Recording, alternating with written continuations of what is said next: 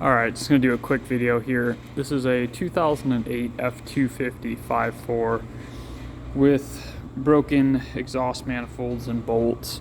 And these things they really stink to do. They're a pain in the butt. But I want to show you guys a couple things that I do that should help you. One being, you can see what I'm working with there. Those back ones are always the toughest, the ones that are broken off flush like that. But the ones that broke off with the stud out of them, what I do is just run a nut on them and then weld that nut on. Sometimes it'll come right off, and other times you got to heat them up as well. But between the two, those ones always come out. It's just those back ones are tough. So what I do there is actually reach down in there with a drill bit or a deburr tool and grind it clean on that stud that's left, and then open up that hole just a little bit, just to clean up any of the threads, and then I'll weld the nut on from there. Definitely those are tricky, and I'll show you guys in another video exactly how those steps work, but it's the best way I've found so far. I do have the drill plate for them as well. I've had so luck with that. I definitely always go after trying to weld nuts on them first, and then last resort is that drill plate. So I'll show you guys some of them that I've gotten off so far.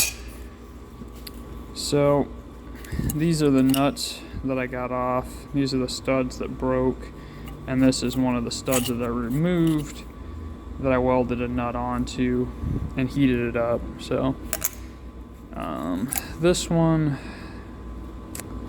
I actually got the nut off, and then I used a stud extractor, but this is the stud extractors there. It actually broke two of them already of the stud extractors, so just going back with what I know that works, and it's just run a nut on them, make sure everything's clean, weld that nut to the stud, heat it up, and remove it that way. And most of the time I just use a ratchet.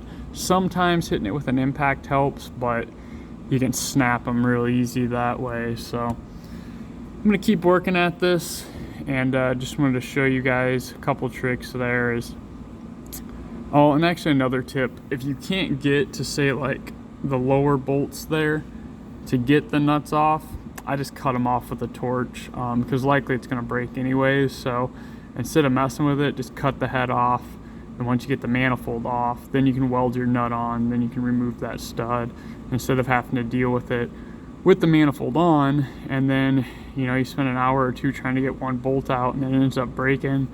Well, you'd have been better off to cut it off. That way it leaves you plenty of material to weld the nut onto it later. So just some information there. Like I said, I'll make another video that really goes back to those ones are going to be the trickiest, but I've gotten them plenty of times in the past. They always stink. They always take plenty of time, but I'll get them. My method works. I've seen some other guys do a bunch of different methods, but so far this is what I found that works the best. But we'll see how it goes. Just wanted to show you guys a couple tips and tricks there, and like I said, watch out for another video. I'll get a little bit more in depth with it, but this one's a perfect storm. It's an '08, but it used to be a plow truck, so it's just super rusty, and that always makes it more difficult. So we'll get this thing fixed up. I've got new manifolds, new studs, new gaskets. I like to use the two separate gaskets instead of the one piece. That seems to work better, and always go back with new studs. Honestly, I recommend going back with new manifolds every time as well, because 90% of the time they're warped, and you do not want to do this job twice. So hopefully this helps you guys, and don't forget to like and subscribe.